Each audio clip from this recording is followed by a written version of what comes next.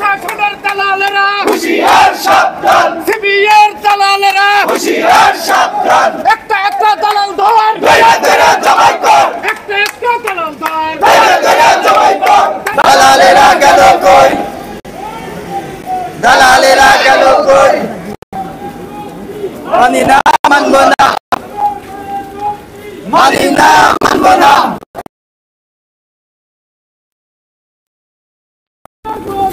মানি না মানব না, মানি না মানব না, আমাদের বাজি, আমাদের বাজি, মানি না মানব না।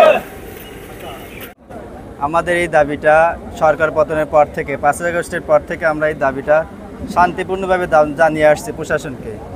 যখন কোনোভাবে আমাদের দাবি পূরণ হচ্ছে না এবং আমাদের এই দাবি যখন পূরণের পথে আমরা যখন অগ্রসর হই, এই অফিসাররা এবং ম্যানেজমেন্টরা আমাদেরকে বরাবরই বাধা প্রদান করছে, এই দাবিগুলো আদায় হতে দেয় নাই। সেই সময় থেকে নিয়ে আমাদের আন্দোলনরত অবস্থাতেও আমাদের কয়েকজন ভাই অলরেডি অবসরে চলে গেছেন, চাকরি স্থায়ী না হওয়ার আগেই তারা অবসরে চলে গেছেন। এবং আমাদের এই যে মতিন ভাই আছে, জাহাঙ্গীর ভাই আছে, এরা অল্প দিনের মধ্যে তারা অবসরে চলে যাবে। কিন্তু আজ পর্যন্ত 25 বছর 30 বছর চাকরি করেও আজ পর্যন্ত তারা স্থায়ী হতে পারে নাই। আমরা অতি দুঃখে এবং আমাদের স্বল্প বেতন সর্বদিক দিয়ে আমরা অবহেলিত, সমাজের কাছে, প্রতিষ্ঠানের কাছে, আমাদের আত্মীয় স্বজনের কাছে আমরা সবসময় অবহেলিত। মিলবিটে চাকরি করতে এসে আমরা সবাই অবহেলার পাত্র হয়ে গেছি।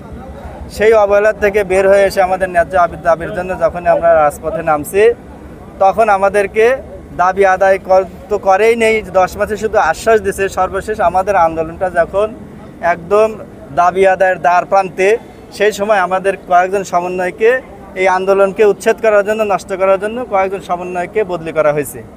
আমরা এতে অত্যন্ত ক্ষুব্ধ হয়েছি। আমাদের এই ন্যায্য দাবি আমরা ইতিপূর্বে প্রশাসনকে জানাইছি, সব জায়গায় জানাইছি, কেউ বলে নাই যে এই দাবিটা অন্যায্য। কিন্তু সেই ন্যায্য দাবির ক্ষেত্রে আমরা এখনও শান্তিপূর্ণভাবে আন্দোলনে আছি। সেইখানে আমাদের দাবি আদায় না করে বরং আমাদেরকে আরও উল্টা বদলি করছে, হয়রানি করছে। এই জন্য আমরা সবাই ক্ষুব্ধ।